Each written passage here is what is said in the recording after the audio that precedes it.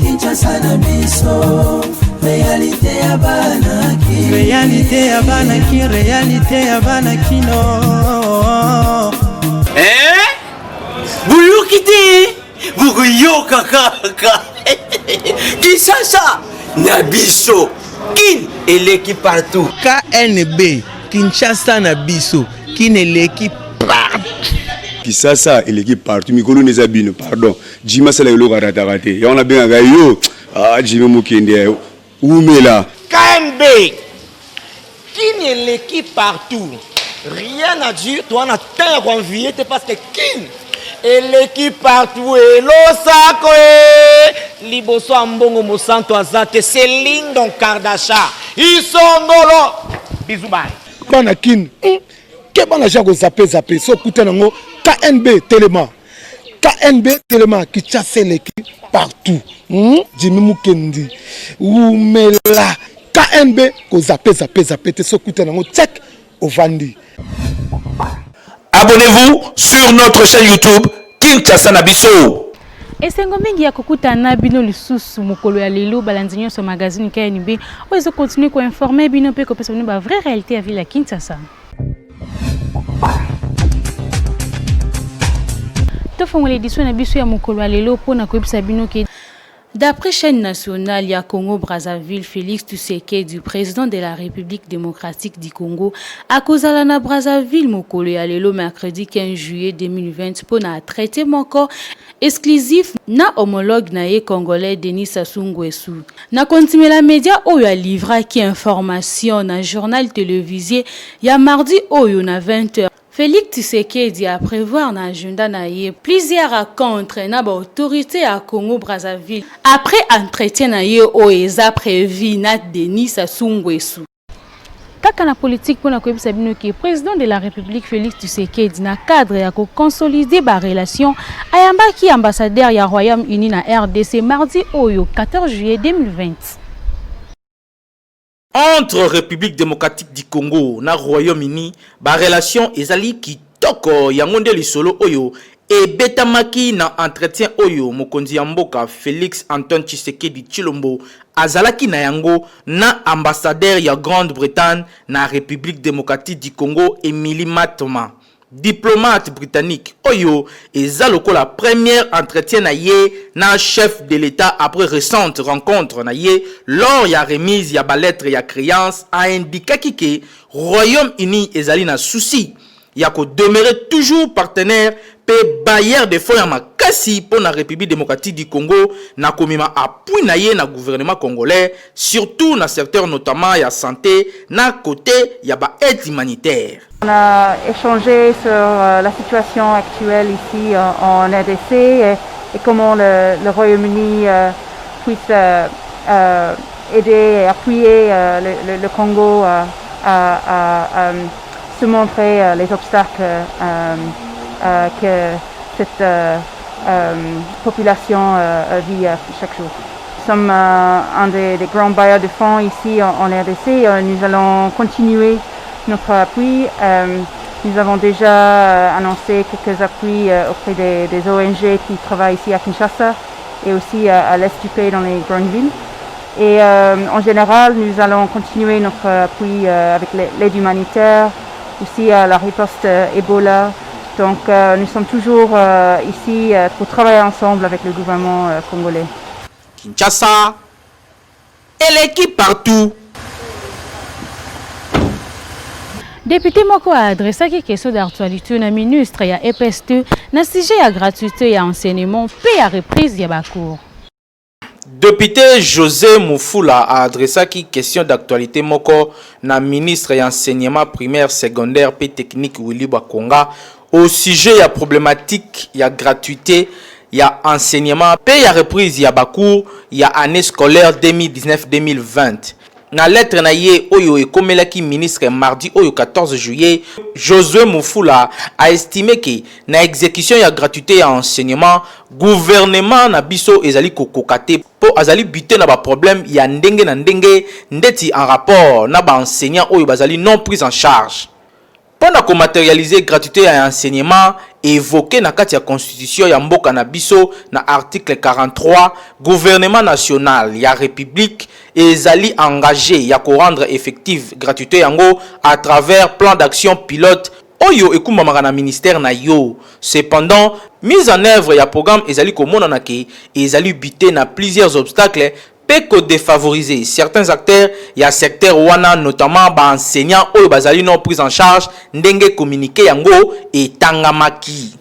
Josué Mufula a exprimé également que ba inquiétude ezali toujours ko continuer ko régner na mitu ya bato sur reprise ya bakou ya année scolaire 2019-2020 suite ya état d'urgence sanitaire o ezalaki décrété na mokonzi ya mboka. Adressaki na ministre Willy Bakonga quelques questions o ezali lié na problématique ya reprise ya bacours pe gratuité ya enseignement. Ministre Willy Bakonga esengeli koyeba ke na mois de juin o eleki autaki pe ko répondre na question orale moko oyo ezalaki adressé na ye na sénatrice Isabelle Kabamba. Ezalaki pe mingi kaka sur politique ya gouvernement na gestion ya ba infrastructure scolaire na période oyo to komi na gratuité ya enseignement po et causer sur nombre oyo ezalaka inhabituel na ba classe mususu.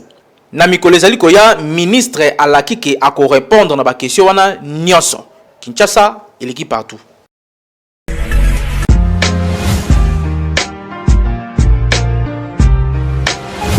Entreprises, institutions publiques et privées, ONG, partis politiques, commerçants, sachez que la communication constitue le socle de l'émergence de vos activités, produits, services et marques. La communication ne s'improvise pas, mais les méthodes et les stratégies de la communication s'apprennent. La mouture ASBL organise la session de formation spécialisée en communication des organisations en 2 mois. Premier niveau, communication 360 degrés, les relations publiques et relations presse. Deuxième niveau, marketing marchand, marketing politique, conception publicitaire et gestion d'agence conseil en communication. Venez apprendre les méthodes pratiques de la gestion de votre organisation avec les formateurs hautement qualifiés et expérimentés.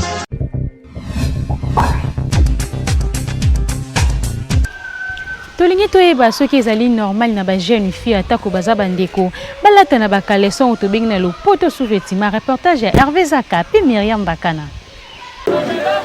Na kati ya ndako tomonaka soki bana basi bakoli bakomaka lokola ba camarades bakolata na bilamba mais misusu bakendaka ti musika kolata na ba sous-vêtements. Or eloko oyo babengi sous-vêtements ezalaka pona mutu moko yaya na leki bakoki jamais kolata na ba caleçon même soki bazali mapasa. Bon eza normal te. Les sous-vêtements kolata des personnes ndengeni eza eloko ozo appartenir na mutu moko. Non qu'il y a des personnes. Bon conseil na opesa bango même si vous avez ma passe. Batika. Sauf si on a 500 francs, 1000 francs ezali. Ce qui peut avoir gambé là ba tomba boire ya 300 pesa ya bien pour na rolata. Batika ma be makasi. Pour mutu na salta nzoto na ye. Okela te lo sauf si muninga yo ba faire so malade belé bongo. Et qui to côté sauf vers 300 500 que zo pe so sombolata. C'est normal te. Pour na mutu na salita nzoto na ye. Jamais beaucoup là na caleçon même si vous avez ndeko même si ma passe beaucoup là na caleçon des personnes ils allaient rater. Bon conseil non fait ça bango vraiment ceux qui balata na caleçon des personnes batika. Caleçon ils a cherté. Vous avez 500 000 francs au cours de ba caleçon. Faut pas rouler ta caleçon des personnes ils allaient rater. Non, c'est pas normal. Parce que donc là tu as caleçon ça bien tout d'abord so bozo là tu as caleçon beaucoup il fait que ça attraper na ba microbe na ba infection caleçon ben on sous-vêtement mais c'est loko c'est loko faut ça uniquement ya yo moko ça te que bola tu ça bien te comme conscience na ko pe s'entourer ça bien te caleçon sous-vêtement ça pour la mutu moko ça te que bola tu na ba caleçon on peut aussi attraper des infections des microbes donc ça bien te sous-vêtement ça uniquement pour la yo pour la mutu moko c'est normal te pour mutu la mutu azala microbe na ye donc bokoki kolata na sous-vêtement moko te po microbe bato bakanisa microbe ezalaka sida ou bien nini mais microbe eza ndenge ebele ata na basous-vêtement oyo soki bozolatana nango moto aza na infection na ye eza mabe bokoki kolata na sous-vêtement moko te sous-vêtement eza nango cher te sous-vêtement ekoma nango ba 200 fois ezali 300 fois ezali eza kaka qualité na yo ndenge yo olingeli ba 500 000 francs eza nango donc bokoki kolata na sous-vêtement moko te bandeko basi boyeba ke ata bozali bandeko même soki boza mapasa kolata na ba sous-vêtement eza normal te eza bien te bokoki kolata na bilamba po mutu na mutu aza na façon na ye ya kosala ben intime parfois muninga yebi kosokola nzoto na ye bien te yo oye olati sous-vêtement na ye ozwi ba infection et kosala bien te na santé. Kinshasa l'équipe partout. mituna etunamaki soki ezali normal na mwasi oyo nani babali ete asombelaka kope na ye biloko ya ndako. Reportage ya Hervé Zaka.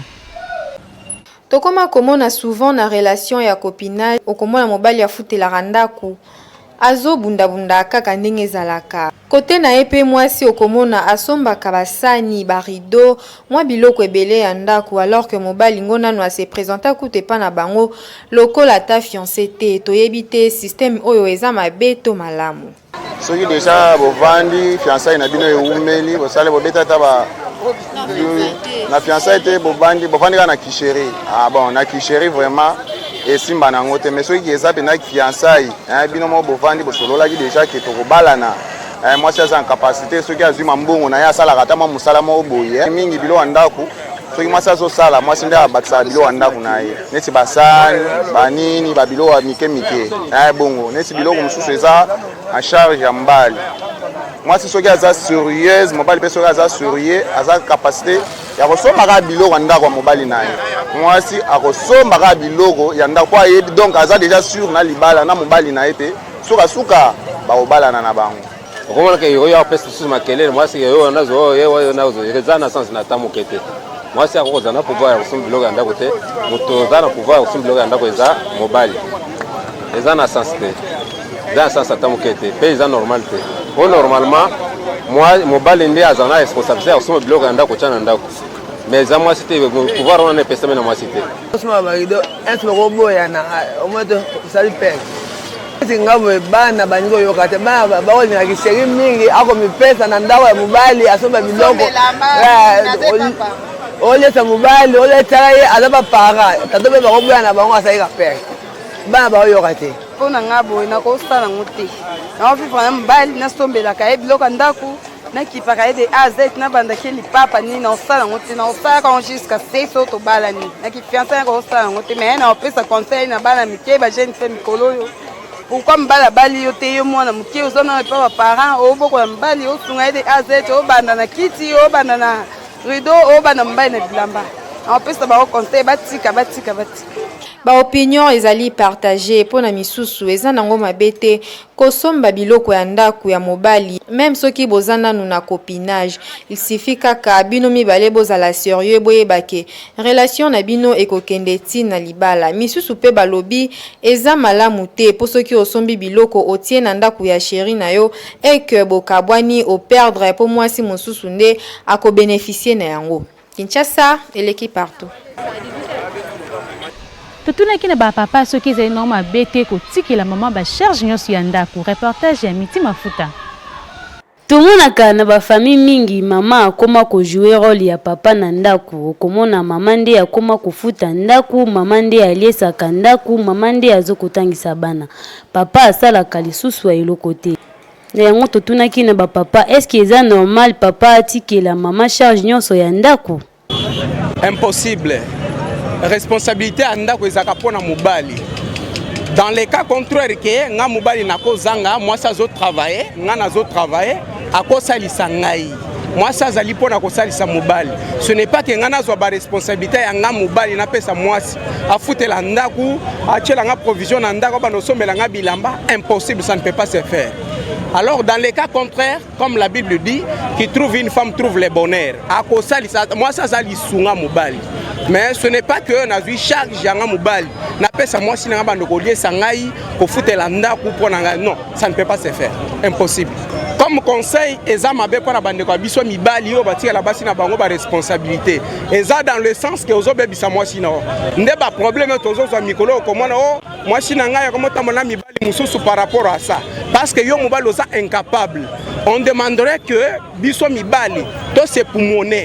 poumoner avant ya kobala to bongisa déjà kozala déjà na makoki avant ya kobala o bongisa déjà na musala ozo produire mbongo au fur et à mesure malgré conséquences ya kana katikati ya mariage mais oyeba neni ya ko s'en sortir mais ce n'est pas que ngana zo charge ya ngai na pesa mwasi na ngai ya ndako abando futela ngai ndako koliesa ngai non nazo senge pa bande kwa biso mibali avant ya kobala lukana no musala oza na ba possibilité na yo pozo a charge wana ocha mwasi na mapeka te wana eza conseil ngana zo pe biso mibali. Bon, eza notre tolobi normal ben normalité bon eza des choses différentes mais ça peut arriver na baka mususu mobali a eu difficulté na libala tokuta na nango pe mwasi pe akoki ko zo relève ke ko tika charge moi wana vraiment charge eza vraiment passe mobali atikela mwasi charge ya ko zo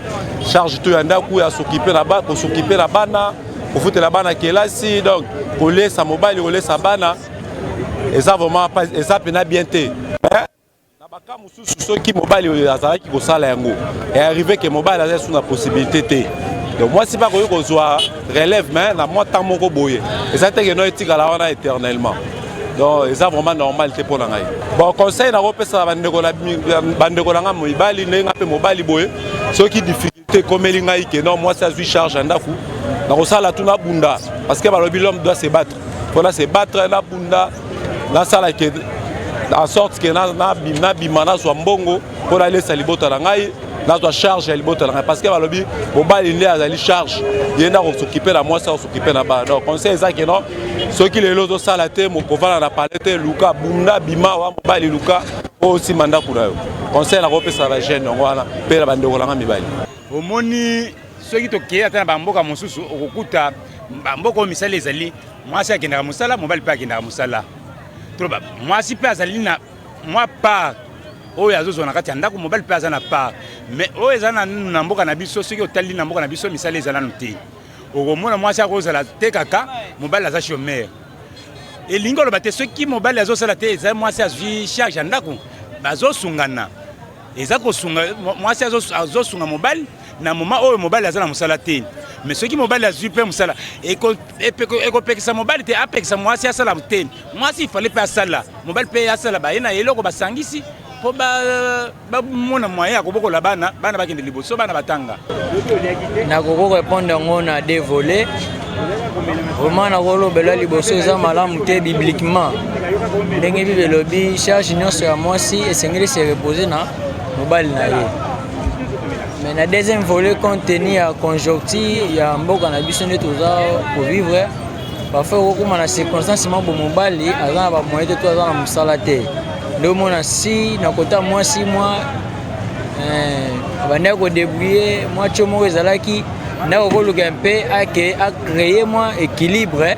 na kati ya foyer na ye na cadre moko ya aide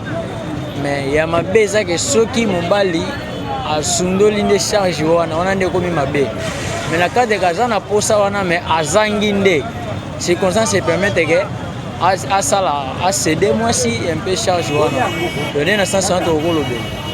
ezali normal te papa atikela mama charge nyonso ya ndako ndeti kofuta ndako kotangisa bana mpona ete papa nde asimbaka ndako bino pe papa oyo bosalaka bongo botika toboyi te misala ezali na mboka te mais il faut koluka ta kodébrouiller ata na commerce mpo koya kolia mbongo mbanda pamba Kinshasa eleki partout na bakouple ebele tomonaka bato mosusu bakabwanaka kasi na mitema na bango bolingo etikalaka totunaki na population nini esalaka mpo mwasi to mobali azongela mutu oyo esi bakabwanaka la reportage ya Midi Mafuta. Bolingo ezalaka likambo ya motema kaka ndenge balobaka ke nzungu na mufunuku na ngo okomona na bakouple ya mususu esi bakabwana kala kasi na mitema na bango bolingo nanu esila te okomona après une année to 2 ans bazongani na bango lisusu tokutanaki na bakinwa kotuna bango soki nini esalaka po mwasi to mobali azongela mutu oyo bakabwana kala eloko esalaka bazongana ezali ke mwasi soki place akei azalaki na mobali na ye azalaki nene bien azalaki bien place akei akei koraconte na makambo mosusu ya bien te so aresonne mobali na ye mobali mpe place akendaki akei kutana mpe na makambo eza ya bien te parceke so bakutani bakanisi daa babien fait na bango basalaki yango esalaki mutu akanisa mwasi na ye mpo bazongana en plus ezalaka lisusu na alliance moko basalaka na makila donc alliance wana so deja ekutana soki deja bokutani ata bosalaki deja baterre molai eza oblige alliance wana ekosala te bozongana na kana toza na deux volets toza na volet ya bato baboti na baoyo baboti te natake volet oyo bato baboti mwana oreni bao na kati soki peut-être mwana sa nani mama agafaki to papa agafaki mais ntango bakokutana à travers mwana wana soki papa na bolingo aza na motema bolimbisi akoki kolimbisa mama basali nini bazongani to mpe mama lokola mais soki eza bongo te na ka wana eza impossible bazongana nakozongana siko na ka oyo ya baona baboti te baona baboti te 2 à 3 ans c'est un peu difficile bazongana mon frère po tokabwana na biso tokutani moment tozongana eza pasi mais bakoki kozongana soki mwasi amarkaki mobali to mobali amarkaki mwasi na dipanda bolingo na bango wana bakokitisa motema basali nini bazongani mais soki bango mibale moko amarka moninga te fwe mon frère bakotikalaka kozongana te mais oyo daya baboti travers mwana na bango soki mobali akitisi motema alimbisi mwasi na ye to mwasi alimbisi mobali na ye c'est possible bazongana mwasi na mobali bakoki kozongisana soki ete mwasi na mobali baswanaki soi-disant famille ya mwasi baaffronte mobali soit famille ya mobali baaffronte mwasi na wana moko kati na bango azwi décision ya kobenana kotika moko soit kobengana moko mais moko akokenda kutani na makambo ebele ya makasi ekozongisa ye akete soki na okutana na makambo boye eza par rapport ake ele nanga moko na bwakisi yango il faut sikoyo tozongana po ete makambo etambola be akoki na koluka mikolo soit bapaster po ete bareconcilie bango bazongisa bango mais à condition que mwasi atikala kobima na mibali te à condition que mwasi atikala mpe kozwa mpe zemi ya mobali mosusu te wana nde vrai bakabwani na mobali agarde mpe position soit disant que malgré tokabwani mais aza mobali na nga wana ata nzambe akokotela ye akokanga mobali wana esprit po ete mobali wana aya bazongana na mwasi na ye mais eza te bakabwani lelo après 4 jours mwasi ake aluki mobali mosusu wana azalaki na esprit d'impudicité ekozala parfois bakabwani bazalaki na bana asali ke tokola toza na bana tokozongela tovandela bana mais ezala bamosusu mpe boye bakabwani yango na ndenge na mabe te me bazongeli na bango bolingo na bango bazongeli makambo na bango bando sala ya bolingo eza nango mabe te kozongela mwasi to mobali oyo bokabwana kala po nzungu na nzungu esengaka kaka mofunuku nango c'est-à-dire soki omoni ke mwasi oyo ozalaka na ye kala bacomportement to makambo na ye ezalaki bien ke mwasi oyo okoma na ye lelo bokoki na bino mpe kozongana po bolingo ezalaka likambo ya motema kasi keba pe na biloko ya kozongela po mpuku akufa kaka na biloko ya kozongela Kinshasa Abonnez-vous sur notre chaîne YouTube Kinshasa na biso. Bozalaki tellement ebele ya kolanda magazine KNB quand c'est comme na suka ceux qui bossent avec une édition ya mokolo lelo bopesa merci une équipe rédactionnelle mobile KNB Hervé Zaka double pour moi zalaki bongo na sima caméra Nathan Siata na réalisation pe coordination ya Jimu Kendi kaka ndenge to messana ko sabino botikala ka toujours côté pe branché na chaîne YouTube Kinshasa na biso Kinshasa yo et l'équipe partout.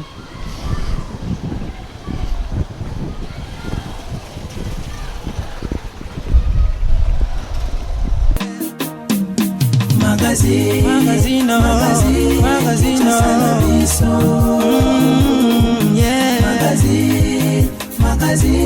Kinshasa na biso réalité ya bana kino